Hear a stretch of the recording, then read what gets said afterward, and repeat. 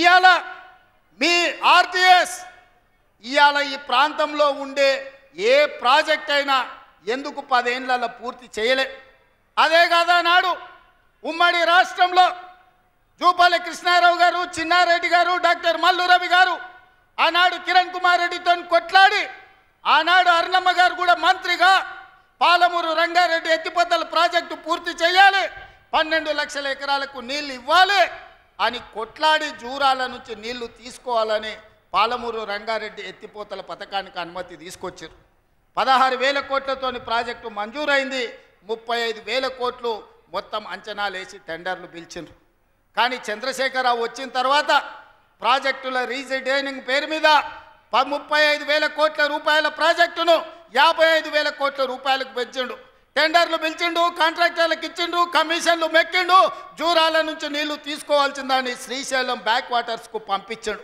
ఇవాళ శ్రీశైలానికే ఆ ప్రాజెక్టును తరలించడం వల్ల ఈరోజు పాలమూరు ఎడారిగా మారుతుంది. 10 ఏళ్లలో పాలమూరు రంగారెడ్డి పూర్తి చేసిన, కల్వకుర్తి పూర్తి చేసిన, భీమా నెట్టంపాడు, కోయిల్ సాగర్, రాజోలి బండ పూర్తి చేసి ఉంటే, తుమ్మిళ్ళ ప్రాజెక్టును పూర్తి చేసి ఉంటే ఇవాళ ఆంధ్రప్రదేశ్ మనకు అభ్యంతరం పెట్టకపోయి ఉండే. 10 ఏళ్లలో నువ్వు ప్రాజెక్టులు పూర్తి చేయలేదు, పాలమూరును పడావు పెట్టినావు కాబట్టి ఇవాళ మా ప్రాంతం ఎడారిగా మారింది. ఆనాడు 2014లో నేను కొట్లాడి తెచ్చిన మక్తల్ నారాయణపేట కొడంగల్ ప్రాజెక్టు ఒకనాడు ఉమ్మడి రాష్ట్రంలో రాజశేఖర రెడ్డి గారు ముఖ్యమంత్రి ఉన్నప్పుడు దివంగత నాయకుడు చిట్టెం నర్సిరెడ్డి గారు మొట్టమొదట ప్రస్తావించండు మక్తల్ నారాయణపేట కొడంగల్ ప్రాజెక్టు గురించి. ఆ తర్వాత వారు చనిపోయినాక దాని గురించి మాట్లాడిన వాళ్ళే లేరు. మళ్ళీ 2009లో కొడంగల్ ఎమ్మెల్యేగా నేను బాధ్యత తీసుకున్న తర్వాత ఆ కాగితాలు వెలికి తీసి నేను కొట్లాడి 2014లో ఈరోజు నా మక్తల్ నారాయణపేట కొడంగల్ ప్రాజెక్టు తీసుకొచ్చిన. ఆనాడు 1,500 కోట్ల రూపాయలతో అంచనా అయ్యింది. 1,500 కోట్ల రూపాయలతోని 1,07,000 ఎకరాలకు ప్రాజెక్టు కట్టడానికి అనుమతులు తెచ్చిన. 10 ఏళ్ళు నా మీద కక్షతోని, పాలమూరు మీద పగతోటి చంద్రశేఖరరావు ఈ ప్రాజెక్టును పక్కన పెడితే ఈరోజు నేను వచ్చిన తర్వాత తిరిగి వాటిని దుమ్ము దులిపి పనులు మొదలుపెట్టిన. ఇవాళ 4,500 కోట్ల రూపాయలతోటి మక్తల్ నారాయణపేట కొడంగల్ ప్రాజెక్టును పూర్తి చేయాలి 2 ఏళ్లలో అని ఈరోజు టెండర్లు పిలిచి పనులు ప్రారంభిస్తే ఇవాళ పగబట్టి ఆయన టీవీలలో పేపర్లలో అడ్డుకుంటున్నారని అంటున్నాడు. నేను అడుగుతున్న చంద్రశేఖరరావు, నువ్వు 70 ఏళ్ళు మాకు అన్యాయం జరిగింది, మా ప్రాంతంలో నీళ్లు పోయినా, మా ప్రాంతం నుంచి తరలిపోతున్న కృష్ణానది జలాలు మాకు తాగడానికి, మా సాగునీరుకు అందు రాకపోయినా ఈ దేశంలో ఎక్కడ ప్రాజెక్టులు కట్టినా, బాక్రానంగల్ కావచ్చు, శ్రీశైలం కావచ్చు, నాగార్జున సాగర్ కావచ్చు, ఎస్ఆర్ఎస్పి కావచ్చు, ఈ దేశంలో ఎక్కడ ప్రాజెక్టులు కట్టినా తట్ట పని, పార పని, మట్టి పని, చెమట తీసే ప్రతి పని మా పాలమూరు బిడ్డలు చేసి దేశానికి ప్రాజెక్టులను అందించారు. ఇవాళ ఈ దేశంలో పంట పండుతుందంటే మా పాలమూరు బిడ్డల స్వేదం ఉంది, మా రక్తం ఉంది, మా కష్టం ఉంది.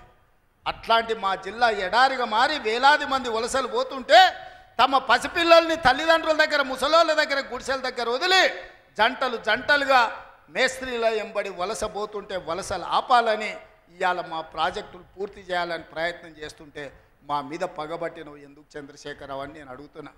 ఏం అన్యాయం చేసినాం నీకు చంద్రశేఖరరావు? మేము నిన్ను మా పార్లమెంట్ సభ్యుడిగా ఎన్నుకోవడం మేము చేసిన అన్యాయమా? నీ పార్టీకి పోయినసారి 13 సీట్లు ఇవ్వడం మేము చేసిన అన్యాయమా? ఏం అన్యాయం చేసినామని ఇవాళ మా జిల్లాల ప్రాజెక్టులను అంటుకుంటున్నాం. ఈ 10 ఏళ్లలో నువ్వు పాలమూరు రంగారెడ్డి ఎత్తిపోతలు పూర్తి చేసి ఉంటే ఇవాళ చంద్రబాబు నాయుడుతో నీ పంచాయతీ ఎందుకు వస్తుండే? ఆనాడు నువ్వు వైఎస్ రాజశేఖర రెడ్డి ముఖ్యమంత్రి ఉన్నప్పుడు ఆనాడు పోతిరెడ్డిపాడు పక్క 4,000 క్యూసెక్స్ నుంచి 40,000 క్యూసెక్లకు పెంచింది. రాజశేఖర రెడ్డి గారికి ఊడిగం చేసింది. రాజశేఖర రెడ్డి చెప్పులు మోసి కృష్ణానది జలాలను రాయలసీమకు తరలించడానికి అనుమతించింది సన్నాసివి నువ్వు కాదా చంద్రశేఖరరావు?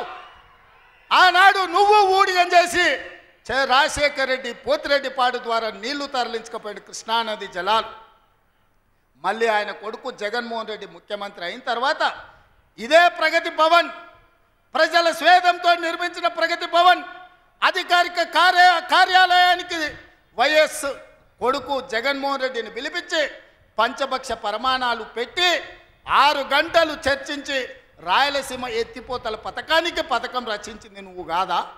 ఇది ద్రోహం కాదా?